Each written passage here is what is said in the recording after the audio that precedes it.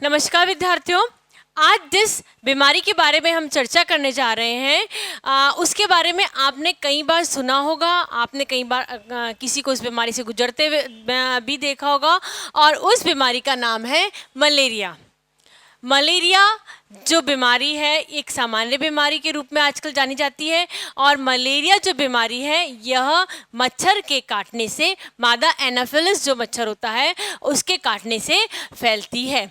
अतः इसका सबसे अच्छा उपचार या सबसे जो बचाव है वही इसका उपचार होता है कि मच्छरों को या गंदगी को अपने आसपास इकट्ठा ना होने दें। गंदगी अगर इकट्ठी नहीं होगी तो मच्छर नहीं होंगे और मच्छर नहीं होंगे तो मलेरिया जैसा रोग नहीं फैलता है। ये संक्रमित रोग नहीं है, ये एक से दूसरे को टच करने के कारण से नहीं फैलता है, यह मच्छर के काटने के कारण ही फैलता है। इसका अभी तक कोई भी टीका अवेलेबल नहीं होता है। जनरली जो मलेरिया के बारे में बात करते हैं तो मलेरिया जो रोग रहता है यह बरसात के मौसम में या फिर आप कह सकते हैं गर्मी के मौसम में ज़्यादा ही फैलता है, क्योंकि बरसात का मौसम ऐसा मौसम होता है जब मच्छर का जो होता है वह ब्रीडिंग टाइम होता है और इस ब्रीडिंग टाइम के कारण से मच्छर गर्मी में और बरसात में बहुत ज़्यादा एक्टिव होते हैं और एक्टिव होने के कारण से ही जो मलेरिया का रोग है इन सीजन्स में ज़्यादातर फैल जाता है। अब मलेरिया जब होता है तो हम इसके लक्षण देख लेते हैं। सबसे पहले मलेरिया का जो होता है उसके अंदर हाई ग्रेड फीवर होता है, उच्च तापमान होता है 103 डिग्री फ़ारेनहाइट, 104 डिग्री फ़ारेनहाइट। इसके आसपास बुखार मेंटेन रहता है। ध्यान रखिए, मेंटेन रहता है मतलब लगातार 103 डिग्री 104 डिग्री बुखार यदि रहता है, प्लस सर्दी के साथ में बुखार आता है। जो मरीज होता है उसे कंपन महसूस होती है, सर्दी महसूस होती है, तो ये कहा जाता है कि यह मलेरिया का बुखार होता है।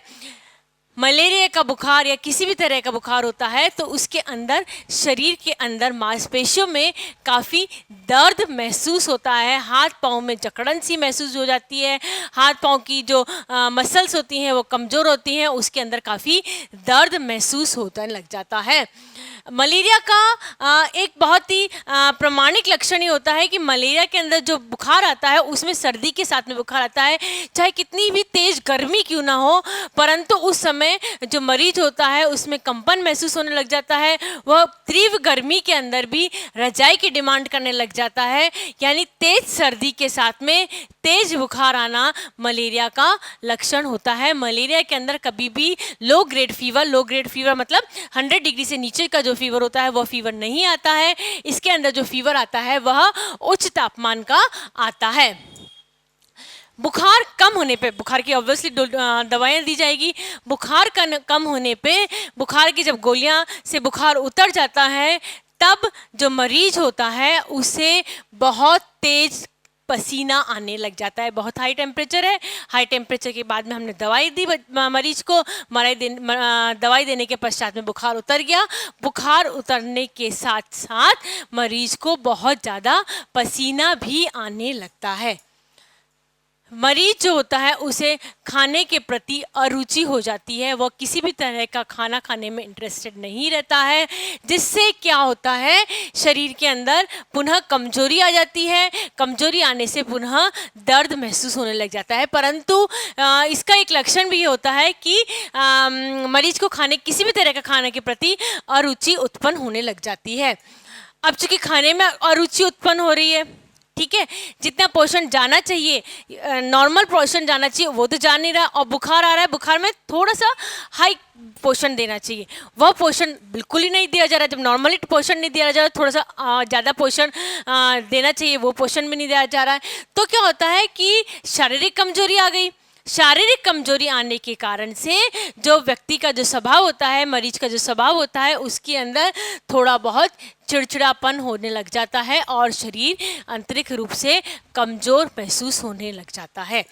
यानी हमारे जो शरीर है वो एक से दूसरी चीज़ से रिलेटेड होता है। अगर हमने उचित पोषण लिया तो शरीर के अंदर ताकत आई, ताकत आने के बाद हमारा मन अपने आप प्रसन्नचित होने लग जाता है। वहीं यदि पोषण की किसी भी प्रकार से कमी होने लग जाती है, भोजन के प्रति अरुचि उत्पन्न होने लग जाती है, अरुचि उत्पन्न होने के कारण से शरीर कमज़ोर होता है और कमज़ोर शरीर हमेशा स्वभाव में चिड़चिड़ापन छोड़ देता है। तो ये तो है हमारे लक्षण मलेरिया के रोग के। अब हम देखते हैं मलेरिया रोग का उपचार। किसी भी तरह का घरेलू उपचार मलेरिया रोग में नहीं करना चाहिए।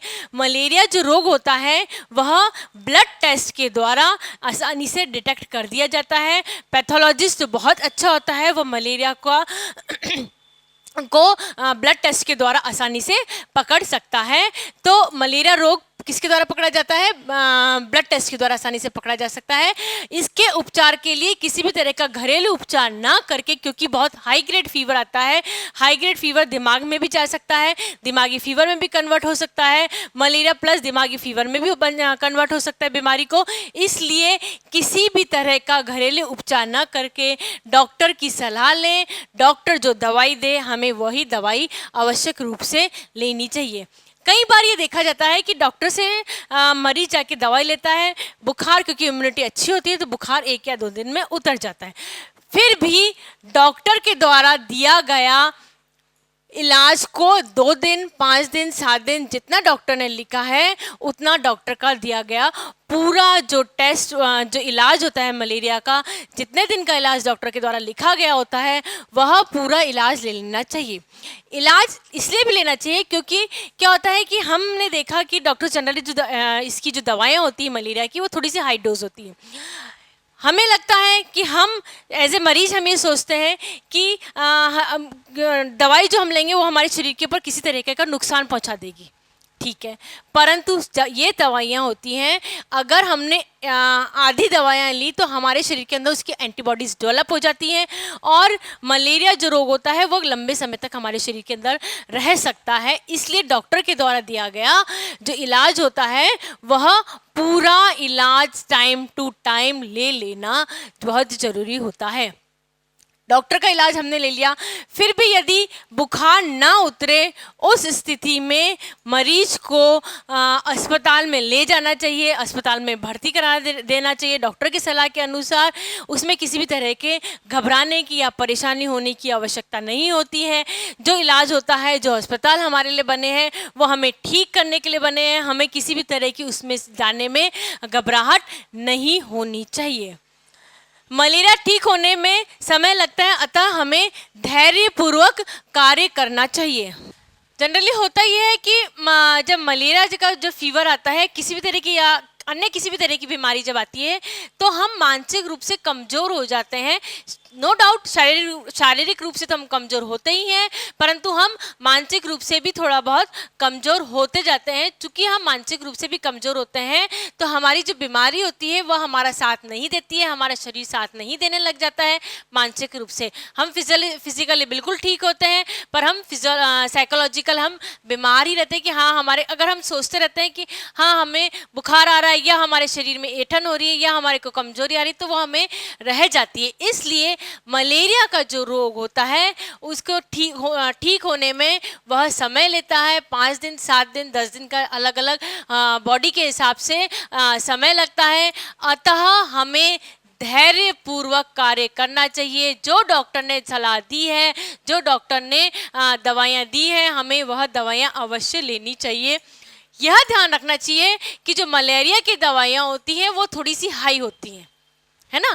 चूँकि मलेरिया की दवाइयाँ हाई होती हैं तो इसे कभी भी खाली पेट नहीं लेना चाहिए। मैं रिपीट कर देती हूँ, मलेरिया की दवाइयाँ जो होती हैं वह थोड़ी हाई डोज की होती हैं, इसलिए उसको डॉक्टर भी कहते हैं कि मलेरिया की दवाइयाँ कभी भी खाली पेट नहीं लेना चाहिए। हमेशा मलेरिया के रोग में भले ही खाने के प्रति कितनी भी अरुचि हो, खाना ना भाए, फिर भी लिक्विड भी अगर आप ले सकते हैं, नहीं ले पा रहे हैं तो भी आप किसी तरह का खाना भोज्य पदार्थ रख लीजिए और दवाई को कभी भी खाली पेट नहीं लें। हमने देख लिया कि उसके लक्षण क्या है मलेरिया के, हमने देख लिया कि उसका उपचार क्या है। हम बचाव ही उपचार होता है, किसी भी रोग का बचाव ही उपचार है। तो हमें सर्वप्रथम मच्छरों से स्वयं की सुरक्षा करनी चाहिए।